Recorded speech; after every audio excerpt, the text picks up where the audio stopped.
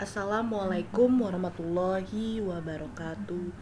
Selamat pagi anak-anak kelas 11. Bertemu lagi dengan Ibu. Semoga kalian dalam keadaan sehat ya di bulan Ramadan ini. Ibadahnya tetap berjalan lancar. Untuk pertemuan hari ini kita akan membahas unsur-unsur dimensi 3.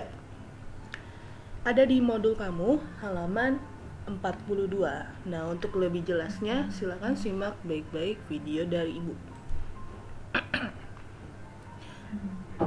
Yang pertama, kedudukan titik, garis, dan bidang dalam ruang. Nah, kita ke kedudukan titik terhadap garis. Sebuah titik dapat terletak di sebuah garis atau di luar garis. Jika titik terdapat di sebuah garis, maka jarak titiknya 0. Dan jika titik terletak di luar garis, jaraknya dihitung tegak lurus terhadap garis. Contoh, ini ada garis G, kemudian ada titik B dan titik B aksen.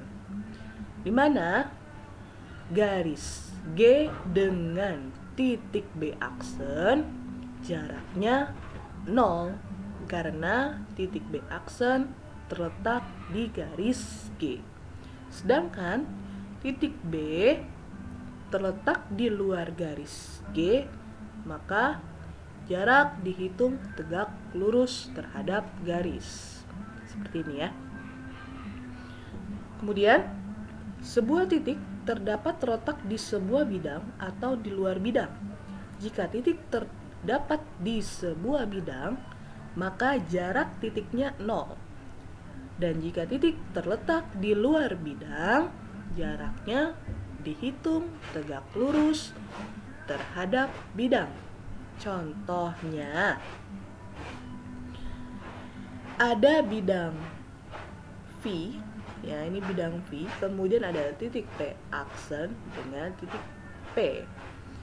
Nah, jarak bidang V terhadap titik P aksen ini 0 karena titik P aksen terletak di bidang V. Sedangkan jarak P terletak di luar bidang V. Jarak dihitung tegak lurus terhadap bidang. Seperti itu ya. Kita lanjut. Kedudukan garis terhadap garis. Sebuah garis dapat dikatakan sebagai berikut. Yang pertama, berpotongan. Jika kedua garis bertemu di sebuah titik. Nah, ini contoh berpotongan. Ada garis G dan garis H berpotongan sehingga membentuk titik A pada bidang alfa. Berhimpit. Jika seluruh titik yang dilewati garis G juga dilewati garis H. Nah, ini contoh garis G yang berhimpit dengan garis H. Sama ya, seakan-akan hanya ada satu garis. Sejajar. Jika kedua garis berada pada bidang yang sama dan tidak akan membentuk pada suatu titik. Nah, ini garis G sejajar dengan garis H, sehingga tidak membentuk titik karena dia tidak berpotongan. Bersilangan. Jika masing-masing garis berada pada bidang yang saling bersilangan tegak lurus. Nah, ini garis G dan garis H bersilangan. Garis G menembus bidang alfa sehingga membentuk titik A. Garis H posisinya seperti ini. Kita lanjut ya. Kedudukan garis terhadap bidang. Yang pertama, terletak pada bidang. Jika seluruh garis berada pada bidang, sehingga seluruh titik pada garis saling berhimpit dengan titik-titik pada bidang. Tidak ada jarak antara garis dan bidang. Nah, ini contoh garis terletak pada bidang Jadi tidak ada jarak ya, di jaraknya 0 ya. Karena bidang dan garis terletak di tempat yang sama. Sejajar bidang. Jika seluruh titik pada garis memiliki jarak yang sama terhadap, misal jarak titik A di garis terhadap titik A alfa, A aksen, mohon maaf, di bidang adalah sama dengan jarak titik B di garis terhadap titik B aksen di bidang. Nah, ini contoh garis sejajar bidang. Ada bidang beta. Nah, ini ada garis H.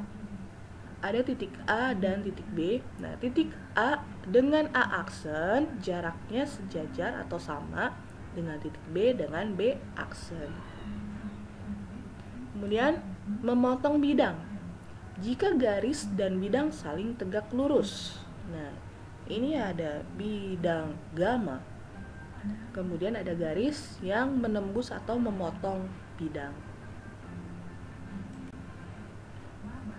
Kedudukan bidang terhadap bidang. Yang pertama, berhimpit jika seluruh titik yang ada di bidang berada pada bidang. Nah, ini contoh berhimpit.